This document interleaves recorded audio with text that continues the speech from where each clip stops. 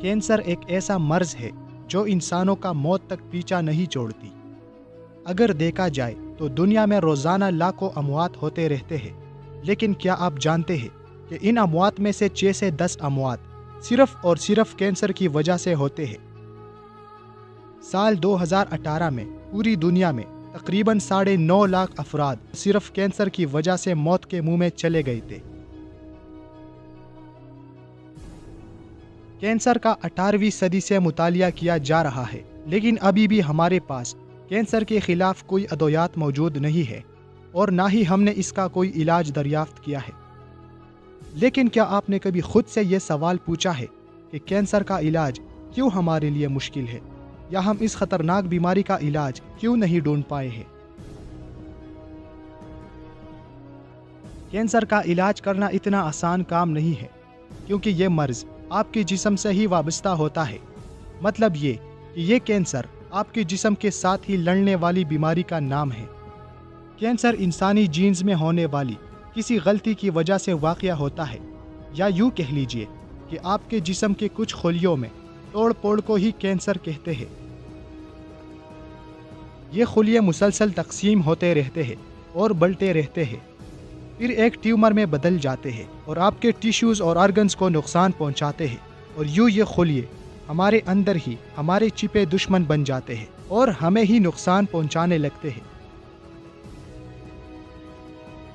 Cancer کی خلیے جسم کی باقی صحت مند خلیوں کو ٹارگٹ کر کے صحت مند خلیوں کا فائدہ اٹھا کر انہی خلیوں کے ذریعے ایسے باریک رگیں بناتے ہیں جن کے ذریعے پھر یہ کینسر کی خلیے خوراک حاصل کرتے ہیں اور بڑھتے رہتے ہیں۔ اس پروسیس کو اینجیوجینیسس کہتے ہیں۔ وہ صحت مند خلیے پھر کینسر کی خلیوں کو آکسیجن اور نیوٹرینٹس بھی فراہم کرنے لگتے ہیں۔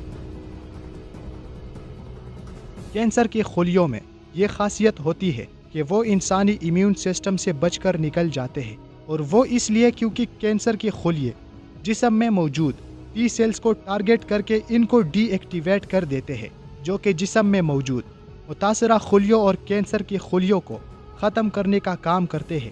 لیکن کینسر کی خلیے انہی ٹی سیلز کو ناکام کر کے خود کو انسانی امیون سسٹم سے چھپا لیتے ہیں۔ دوسری طرف کینسر کی خلیے صحت مند خلیوں کی کاپی بھی بنا لیتے ہیں، جس سے امیون سسٹم دھوکہ کھا جاتا ہے اور کینسر کی خلیوں کو پہچاننے میں ناکام ہو جاتا ہے۔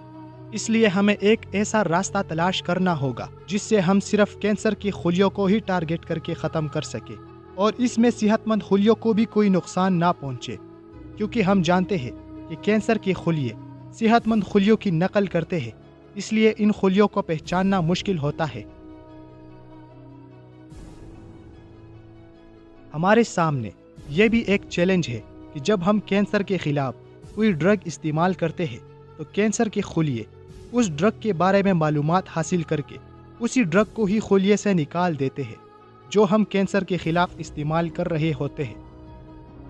نہ صرف یہ بلکہ کینسر کے خلیے وقت کے ساتھ ساتھ اپنے مالیکیولر پراپرٹیز بھی بدلتے رہتے ہیں، جس کی وجہ سے ہمارے بنائے گئے ادویات ان پر اثر نہیں کرتی۔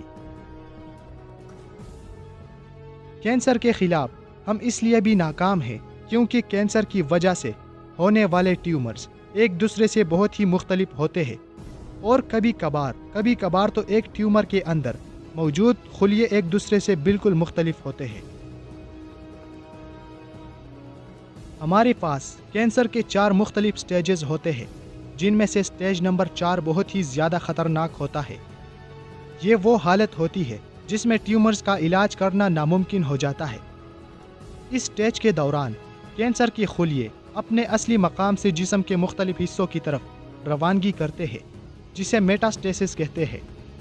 چونکہ ہم جانتے ہیں کہ کینسر کی خلیے صحت مند خلیوں کی نقل کرتے ہیں اور امیون سسٹم سے بچ کر نکلنے کا طریقہ جانتے ہیں، اس لیے کینسر کی یہ خلیے جسم میں مختلف نئے ٹیشوز کو بھی جنم دیتے ہیں۔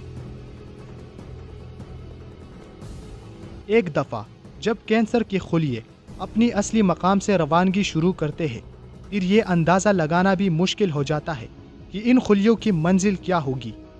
جب کینسر کی یہ خلیے جسم کے مختلف حصوں کی طرف سفر کرتے ہیں تو پھر یہ نئی ٹیومرز کو جنم دیتے ہیں، جن کی آپسی خصوصیات ایک دوسرے سے مختلف ہوتے ہیں۔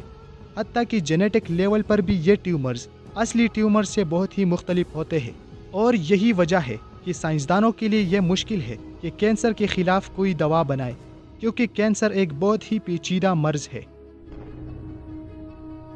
کینسر کو کنٹرول کرنے کے لیے ماہرین دن رات محنت کر رہے ہیں کہ کوئی ایسی دوا بنائی جائے یا کوئی ایسا طریقہ ڈھونڈا جائے یا ایجاد کیا جائے جس سے کینسر کی خلیوں کو ٹارگٹ کر کے ختم کیا جا سکے۔ اسی طرح سائنسدان ہمارے امیون سسٹم کو بھی یہ ٹریننگ دے رہے ہیں کہ کس طرح سے جسم میں ہونے والے ٹیومرز کے خلاف کام کرنا ہے۔ انشاءاللہ انسانی علم اور ایجادات کی بدولت آنے والے وقتوں میں امید ہے کہ اس مرض کو ہم شکست دے سکیں گے۔ میں امید کرتا ہوں کہ آج کی یہ ویڈیو آپ لوگوں کو پسند آئی ہوگی۔ اگر آپ کو یہ ویڈیو پسند آئی ہے تو اس ویڈیو کو لائک کریں اور اپنے دوستوں کے ساتھ ضرور شیئر کریں، اور ہمارے چینل کو سبسکرائب کرنا بالکل بھی مت بھولیے گا۔ تو انشاءاللہ میں آنے والی نئی ویڈیوز میں آپ لوگوں سے ملاقات کرتا رہوں گا، تب تک کے لیے اللہ حافظ۔